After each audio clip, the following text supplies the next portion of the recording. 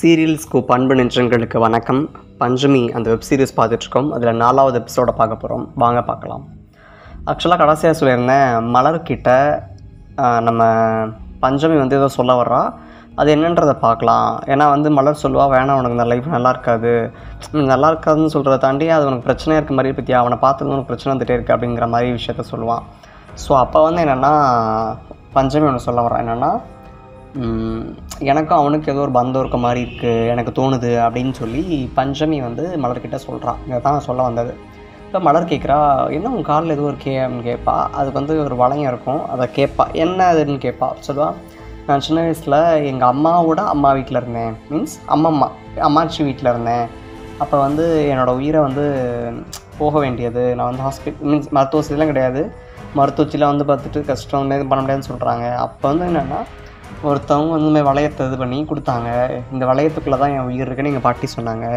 அப்புறம் இந்த வளையத்தை நான் கழட்டக்கூடாதுன்னு சொல்லியிருக்காங்க. நான் கழட்டினதே இல்லை. ஒருவேளை அதை கழட்டுற மாதிரி சுச்சுவேஷன் நான் கழட்டினாலும் அந்த வளையத்தை உடச்சிடக்கூடாதுன்னு சொல்லியிருக்காங்க அப்படின்னு சொல்லுவாள். சரின்னு சொல்லிட்டு மலரும் விட்டுருவா. என்ன பண்ணுவான்னா, பஞ்சமி இப்படியே ஒரு தடவை துவைக்க போகும்போது அங்கே ஒருத்தர் உட்காந்து மீன் பிடிச்சிட்ருப்பான். யார் நான் மீன் பிடிக்கிற நான் துவைக்கிற இடத்துல உட்காந்து யார் மீன் பிடிக்கிறது அப்படின்னு சொல்லிட்டு பஞ்சமி கேட்பா. கேட்டதும் அங்கேருந்து அவன் எந்திரிச்சா அது யாருன்னு பார்த்தா முத்து.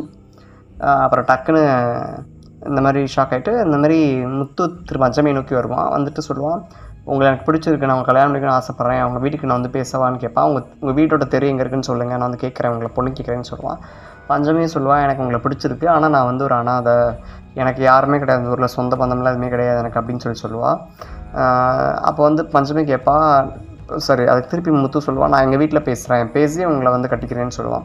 அதுக்கு பஞ்சமி என்ன சொல்லுவான்னா, நீங்கள் பார்க்க பெரிய இடத்து பையன் இருக்கீங்க, உங்கள் வீட்டில் அக்செப்ட் பண்ணிக்குவாங்களா இதெல்லாம் அப்படின்னு சொல்லும்போது, நான் சின்ன வயசுல இருக்கும்போது எங்கள் டேடி இறந்து போயிட்டார், எங்கள் அப்பா இறந்து போயிட்டார், எங்கள் அம்மா மட்டும்தான், எங்கள் அம்மா நான் சொல்கிறத கேட்பாங்க, என்னோடய ஆசைக்கு மாற அவங்க எதுவும் செய்ய மாட்டாங்க என் கல்யாண விஷயத்துலன்னு சொல்லி முத்து சொல்கிறான். சொன்னதுக்கப்புறம் சரி சொல்லிட்டு அவன் கிளம்புறான், அவங்க அம்மாட்ட பேச போகிறான்.